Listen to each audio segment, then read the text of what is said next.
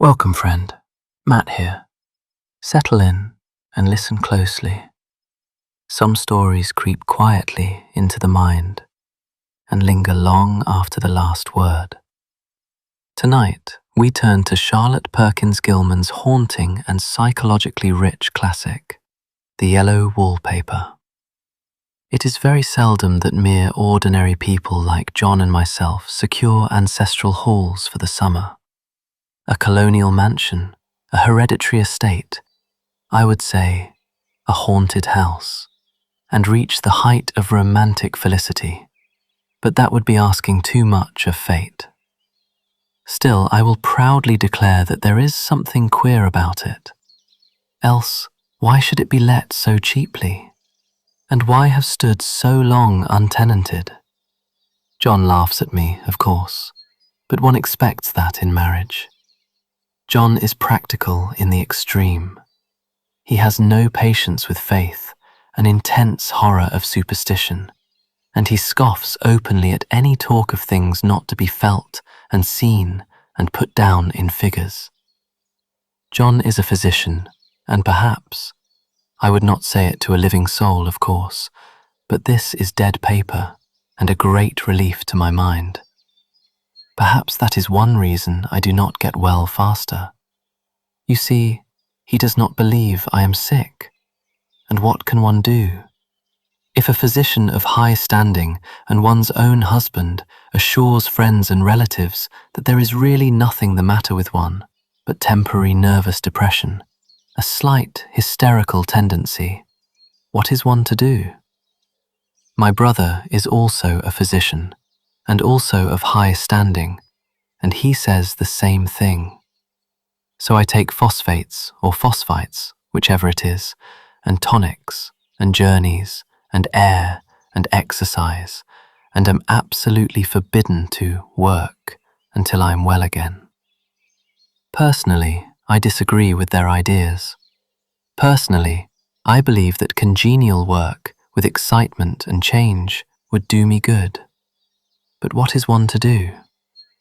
I did write for a while in spite of them, but it does exhaust me a good deal, having to be so sly about it, or else meet with heavy opposition. I sometimes fancy that in my condition, if I had less opposition and more society and stimulus.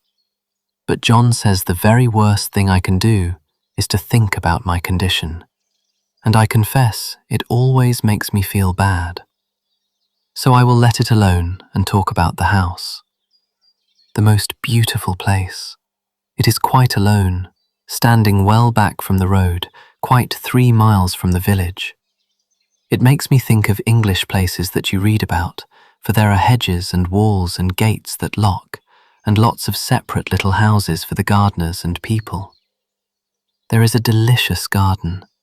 I never saw such a garden, large and shady, full of box-bordered paths, and lined with long grape-covered arbours with seats under them.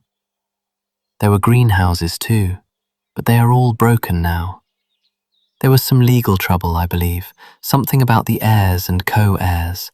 Anyhow, the place has been empty for years. That spoils my ghostliness, I am afraid. But I don't care. There is something strange about the house. I can feel it. I even said so to John one moonlight evening, but he said what I felt was a draught and shut the window. I get unreasonably angry with John sometimes. I'm sure I never used to be so sensitive. I think it is due to this nervous condition. But John says if I feel so, I shall neglect proper self-control. So I take pains to control myself, before him at least, and that makes me very tired. I don't like our room a bit. I wanted one downstairs that opened on the piazza and had roses all over the window and such pretty old-fashioned chintz hangings. But John would not hear of it. He said there was only one window and not room for 2 beds, and no near room for him if he took another. He is very careful and loving, and hardly lets me stir without special direction. I have a scheduled prescription for each hour in the day. He takes all care from me, and so I feel basely ungrateful not to value it more. He said we came here solely on my account, that I was to have perfect rest and all the air I could get. Your exercise depends on your strength, my dear, said he, and your food somewhat on your appetite, but air you can absorb all the time.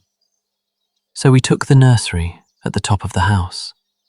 It is a big, airy room, the whole floor nearly, with windows that look all ways and air and sunshine galore.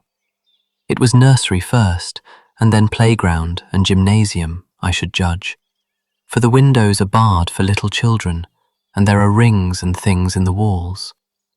The paint and paper look as if a boys' school had used it. It is stripped off, the paper, in great patches all around the head of my bed, about as far as I can reach, and in a great place on the other side of the room low down. I never saw a worse paper in my life. One of those sprawling, flamboyant patterns committing every artistic sin. It is dull enough to confuse the eye in following, pronounced enough to constantly irritate and provoke study. And when you follow the lame, uncertain curves for a little distance, they suddenly commit suicide, plunge off at outrageous angles, destroy themselves in unheard-of contradictions. The colour is repellent, almost revolting, a smouldering, unclean yellow, strangely faded by the slow-turning sunlight. It is a dull, yet lurid orange in some places, a sickly sulphur tint in others. No wonder the children hated it. I should hate it myself, if I had to live in this room long. There comes John, and I must put this away. He hates to have me write a word. We have been here 2 weeks, and I haven't felt like writing before, since that first day. I am sitting by the window now, up in this atrocious nursery, and there is nothing to hinder my writing as much as I please, save lack of strength. John is away all day, and even some nights when his cases are serious. I am glad my case is not serious, but these nervous troubles are dreadfully depressing. John does not know how much I really suffer. He knows there is no reason to suffer, and that satisfies him. Of course, it is only nervousness. It does weigh on me so, not to do my duty in any way. I meant to be such a help to John, such a real rest and comfort, and here I am a comparative burden already. Nobody would believe what an effort it is to do what little I am able, to dress and entertain and order things. It is fortunate Mary is so good with the baby, such a dear baby, and yet I cannot be with him. It makes me so nervous. I suppose John never was nervous in his life. He laughs at me so about this wallpaper. At first he meant to repaper the room, but afterwards he said that I was letting it get the better of me, and that nothing was worse for a nervous patient than to give way to such fancies. He said that after the wallpaper was changed, it would be the heavy bedstead, and then the barred windows, and then that gate at the head of the stairs, and so on. You know the place is doing you good, he said. And really, dear, I don't care to renovate the house just for a 3 months rental. Then do let us go downstairs, I said. There are such pretty rooms there. Then he took me in his arms and called me a blessed little goose, and said he would go down cellar if I wished, and have it whitewashed into the bargain. But he is right enough about the beds and windows and things. It is as airy and comfortable a room as anyone need wish, and, of course, I would not be so silly as to make him uncomfortable just for a whim. I'm really getting quite fond of the big room, all but that horrid paper.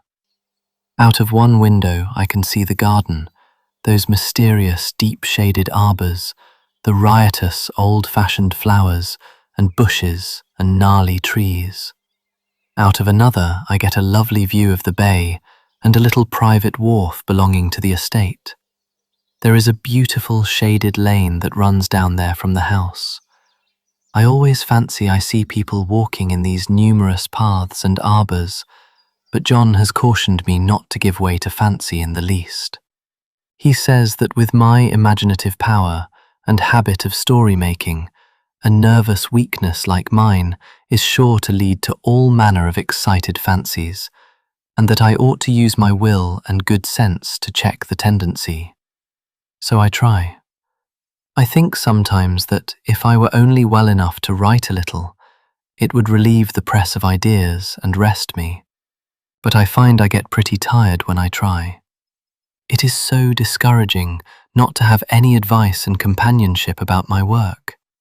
When I get really well, John says we will ask Cousin Henry and Julia down for a long visit. But he says he would as soon put fireworks in my pillowcase as to let me have those stimulating people about now. I wish I could get well faster, but I must not think about that. This paper looks to me as if it knew what a vicious influence it had. There is a recurrent spot where the pattern lolls like a broken neck and two bulbous eyes stare at you upside down. I get positively angry with the impertinence of it and the everlastingness. Up and down and sideways they crawl, and those absurd, unblinking eyes are everywhere. There is one place where two breadths didn't match, and the eyes go all up and down the line, one a little higher than the other. I never saw so much expression in an inanimate thing before, and we all know how much expression they have. I used to lie awake as a child and get more entertainment and terror out of blank walls and plain furniture than most children could find in a toy store. I remember what a kindly wink the knobs of our big old bureau used to have, and there was one chair that always seemed like a strong friend. I used to feel that if any of the other things looked too fierce, I could always hop into that chair and be safe. The furniture in this room is no worse than inharmonious, however, for we had to bring it all from downstairs. I suppose when this was used as a playroom, they had to take the nursery things out, and no wonder. I never saw such ravages as the children have made here.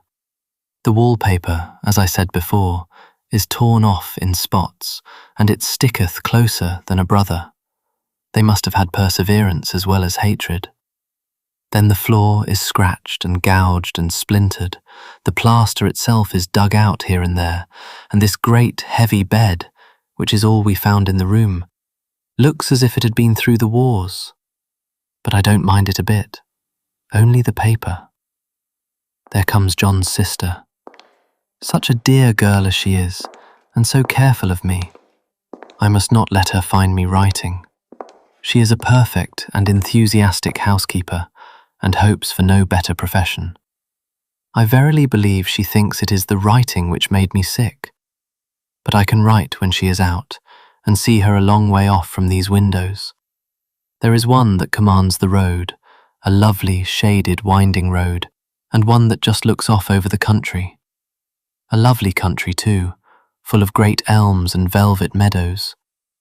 This wallpaper has a kind of sub-pattern in a different shade, a particularly irritating one, for you can only see it in certain lights, and not clearly then.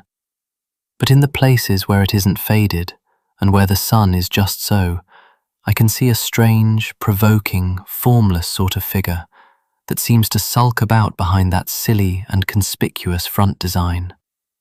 There's Sister on the stairs. Well, the 4th of July is over. The people are gone, and I am tired out. John thought it might do me good to see a little company, so we just had Mother and Nellie and the children down for a week. Of course I didn't do a thing. Jenny sees to everything now, but it tired me all the same. John says if I don't pick up faster, he shall send me to Weir Mitchell in the fall. But I don't want to go there at all. I had a friend who was in his hands once, and she says he is just like John and my brother, only more so.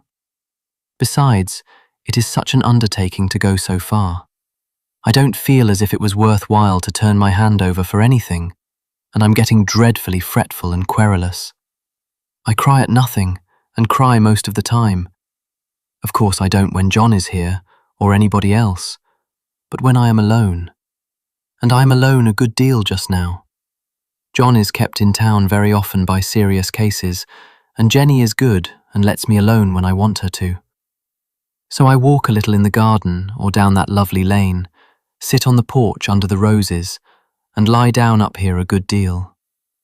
I'm getting really fond of the room, in spite of the wallpaper.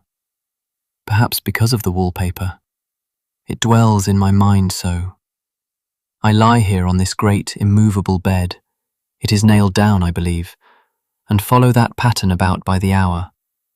It is as good as gymnastics, I assure you.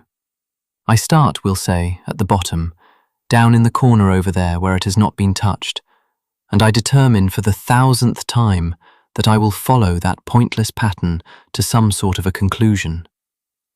I know a little of the principle of design, and I know this thing was not arranged on any laws of radiation, or alternation, or repetition, or symmetry, or anything else that I ever heard of.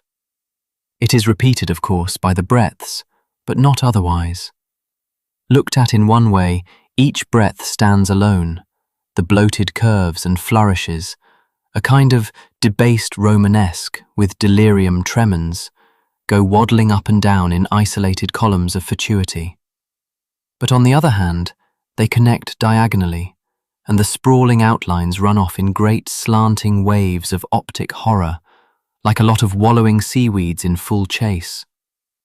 The whole thing goes horizontally too, at least it seems so, and I exhaust myself in trying to distinguish the order of its going in that direction. They have used a horizontal breadth for a frieze, and that adds wonderfully to the confusion. There is one end of the room where it is almost intact, and there, when the crosslights fade and the low sun shines directly upon it, I can almost fancy radiation after all. The interminable grotesques seem to form around a common centre and rush off in headlong plunges of equal distraction. It makes me tired to follow it. I will take a nap, I guess. I don't know why I should write this. I don't want to. I don't feel able, and I know John would think it absurd. But I must say what I feel and think in some way. It is such a relief. But the effort is getting to be greater than the relief. Half the time now I am awfully lazy and lie down ever so much. John says I mustn't lose my strength and has me take cod liver oil and lots of tonics and things, to say nothing of ale and wine and rare meat. Dear John. He loves me very dearly and hates to have me sick. I tried to have a real, earnest, reasonable talk with him the other day and tell him how I wish he would let me go and make a visit to Cousin Henry and Julia. But he said I wasn't able to go, nor able to stand it after I got there. And I did not make out a very good case for myself, for I was crying before I had finished. It is getting to be a great effort for me to think straight. Just this nervous weakness, I suppose. And dear John gathered me up in his arms and just carried me upstairs and laid me on the bed, and sat by me and read to me till it tired my head. He said I was his darling and his comfort and all he had, and that I must take care of myself for his sake and keep well. He says no one but myself can help me out of it, that I must use my will and self-control and not let any silly fancies run away with me. There's one comfort. The baby is well and happy, and does not have to occupy this nursery with the horrid wallpaper. If we had not used it, that blessed child would have. What a fortunate escape! Why, I wouldn't have a child of mine, an impressionable little thing, live in such a room for worlds. I never thought of it before, but it is lucky that John kept me here after all. I can stand it so much easier than a baby, you see. Of course, I never mention it to them any more. I am too wise, but I keep watch of it all the same. There are things in that paper that nobody knows but me, or ever will. Behind that outside pattern, the dim shapes get clearer every day. It is always the same shape, only very numerous, and it is like a woman stooping down and creeping about behind that pattern. I don't like it a bit. I begin to think, I wish John would take me away from here. It is so hard to talk with John about my case, because he is so wise and because he loves me so. But I tried it last night. It was moonlight. The moon shines in all around, just as the sun does. I hate to see it sometimes. It creeps so slowly, and always comes in by one window or another. John was asleep, and I hated to waken him, so I kept still and watched the moonlight on that undulating wallpaper till I felt creepy. The faint figure behind seemed to shake the pattern, just as if she wanted to get out. I got up softly and went to feel and see if the paper did move, and when I came back, John was awake. "What is it, little girl?" he said. "Don't go walking about like that.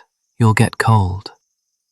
I thought it was a good time to talk, so I told him that I really was not gaining here and that I wished he would take me away.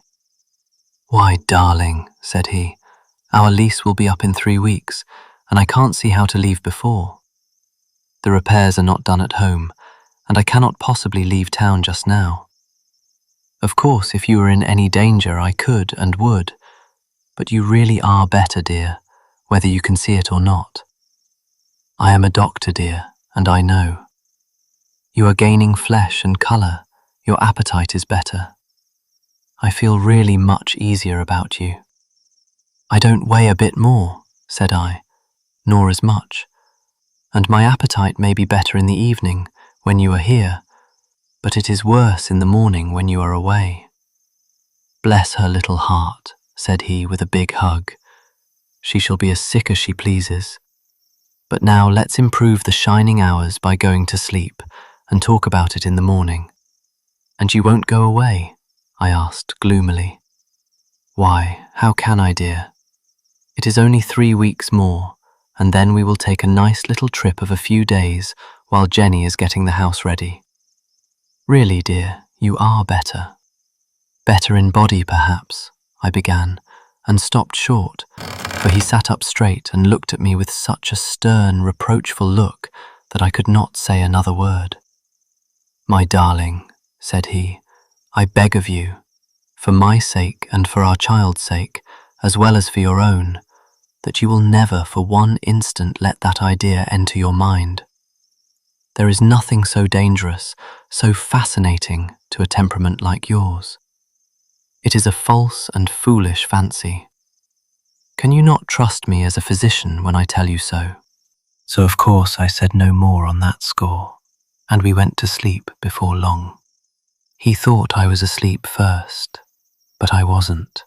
I lay there for hours trying to decide whether that front pattern and the back pattern really did move together or separately.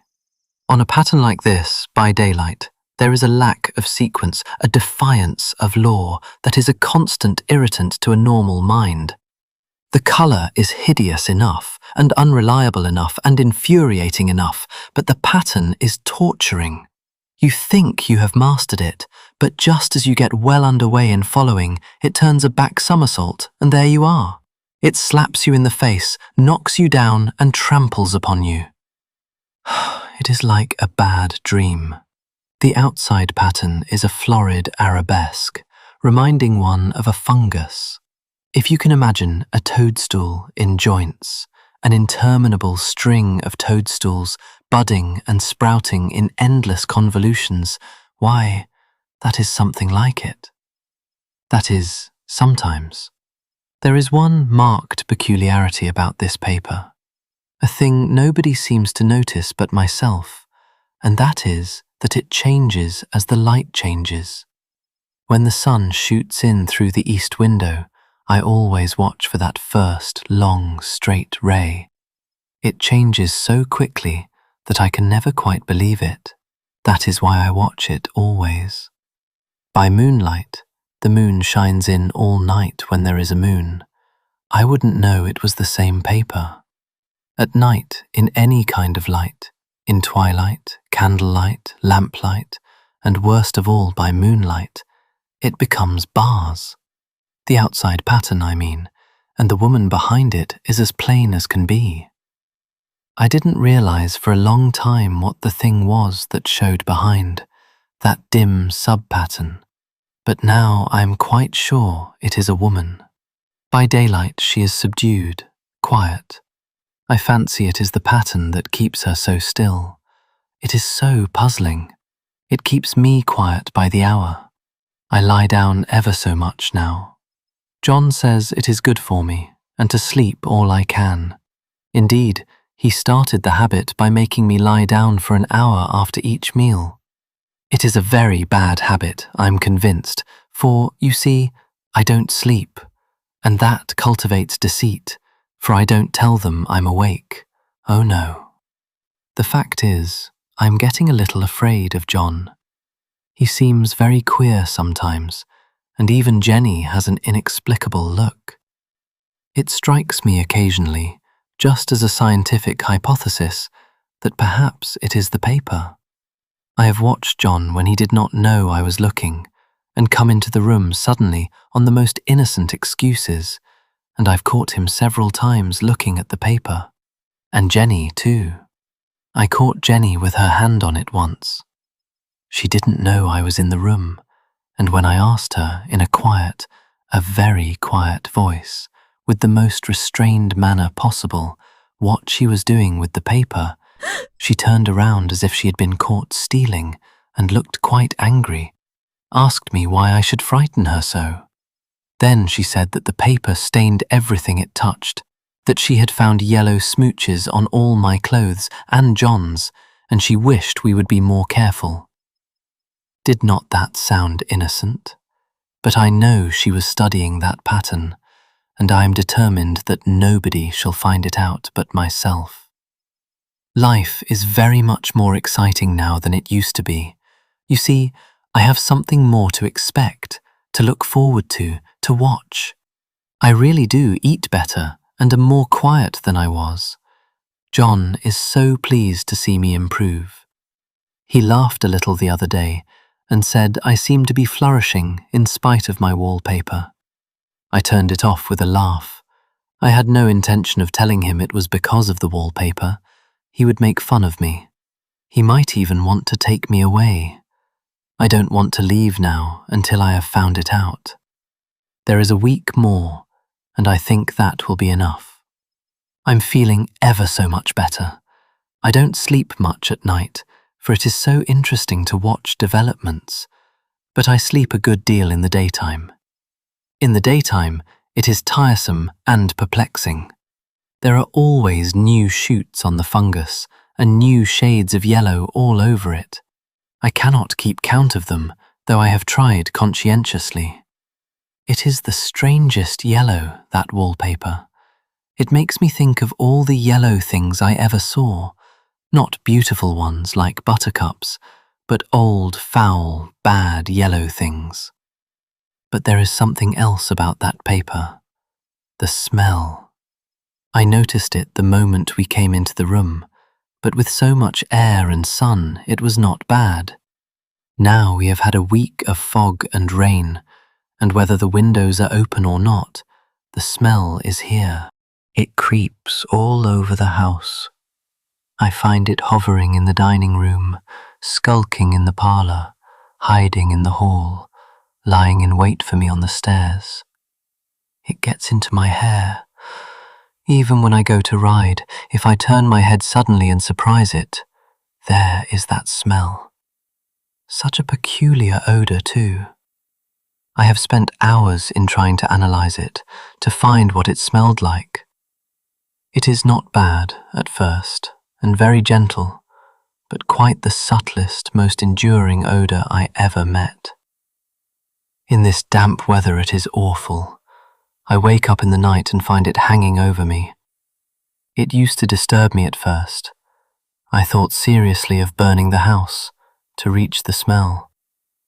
But now I am used to it. The only thing I can think of that it is like is the colour of the paper. A yellow smell.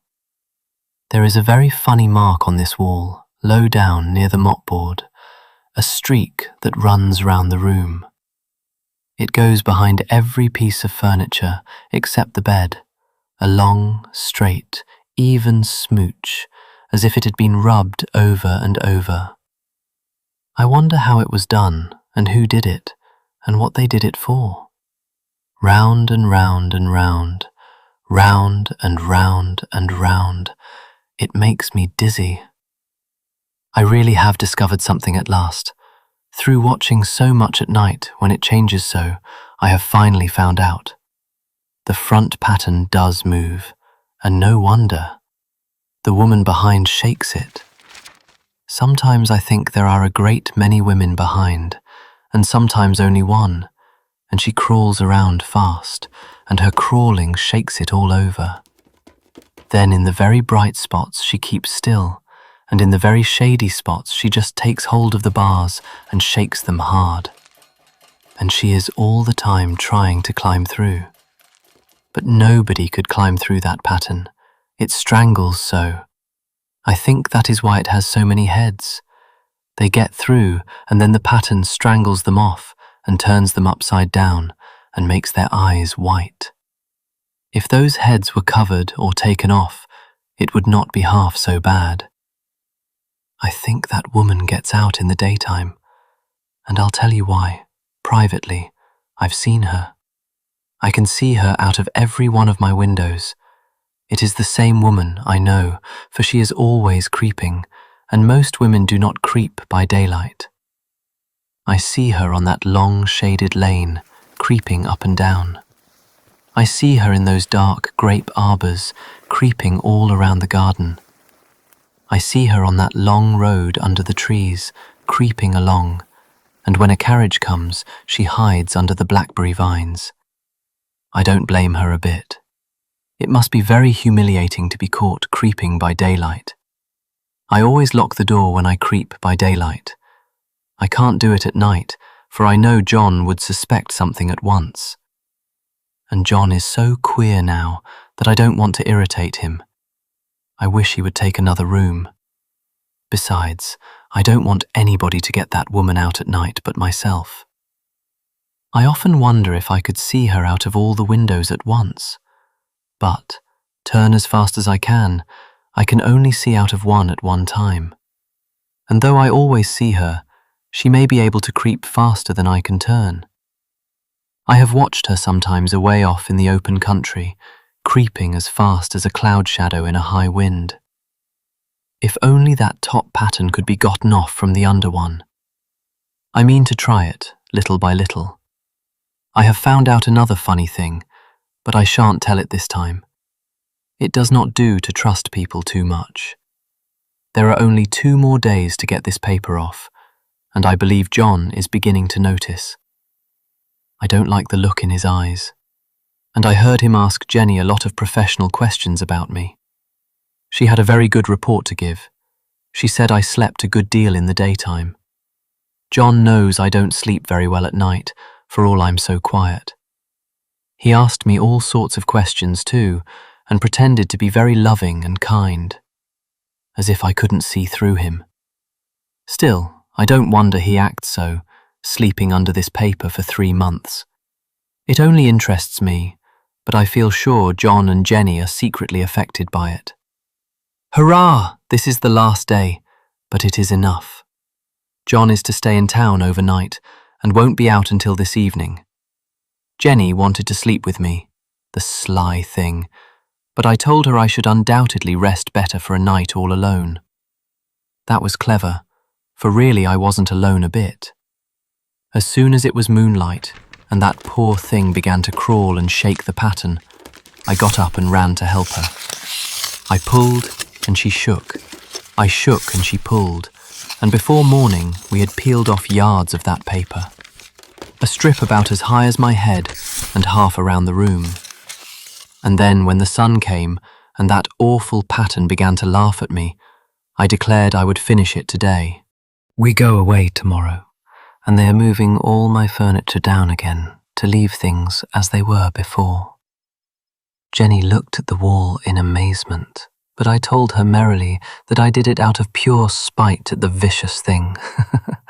She laughed and said she wouldn't mind doing it herself, but I must not get tired. How she betrayed herself that time. But I am here, and no person touches this paper but me, not alive. She tried to get me out of the room. It was too patent. But I said it was so quiet and empty and clean now that I believed I would lie down again and sleep all I could, and not to wake me even for dinner. I would call when I woke. So now she is gone, and the servants are gone, and the things are gone, and there is nothing left but that great bedstead nailed down with the canvas mattress we found on it. We shall sleep downstairs tonight and take the boat home tomorrow. I quite enjoy the room now it is bare again. How those children did tear about here.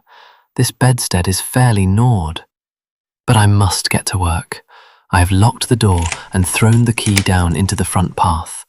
I don't want to go out, and I don't want to have anybody come in till John comes. I want to astonish him. I've got a rope up here that even Jenny did not find. If that woman does get out and tries to get away, I can tie her. But I forgot I could not reach far without anything to stand on. This bed will not move. I tried to lift and push it until I was lame, and then I got so angry I bit off a little piece at one corner, but it hurt my teeth. Then I peeled off all the paper I could reach, standing on the floor. It sticks horribly, and the pattern just enjoys it. All those strangled heads and bulbous eyes and waddling fungus growths just shriek with derision. I am getting angry enough to do something desperate. To jump out of the window would be admirable exercise, but the bars are too strong even to try. Besides, I wouldn't do it. Of course not. I know well enough that a step like that is improper and might be misconstrued.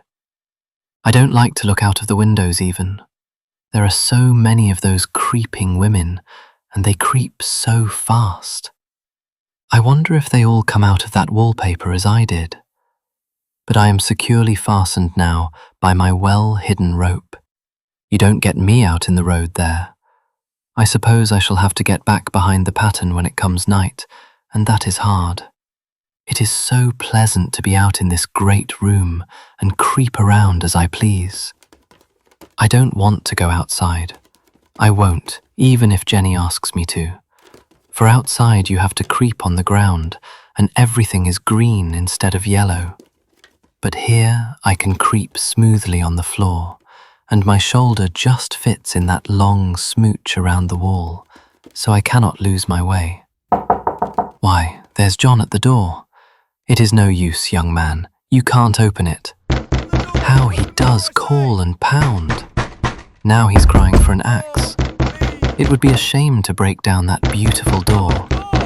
John dear, said I in the gentlest voice, the key is down by the front steps, under a plantain leaf. That silenced him for a few moments. Then he said, very quietly indeed, open the door, my darling. I can't, said I. The key is down by the front door, under a plantain leaf. And then I said it again, several times, and said it so often that he had to go and see, and he got it, of course, and came in. He stopped short by the door. What is the matter? He cried. For God's sake, what are you doing? I kept on creeping just the same, but I looked at him over my shoulder. I've got out at last, said I, in spite of you and Jane, and I've pulled off most of the paper, so you can't put me back. Now why should that man have fainted? But he did, and right across my path by the wall, so that I had to creep over him every time. The end. Well, that's all for now. Until we meet again, keep your lantern close, because the dark knows more than we think.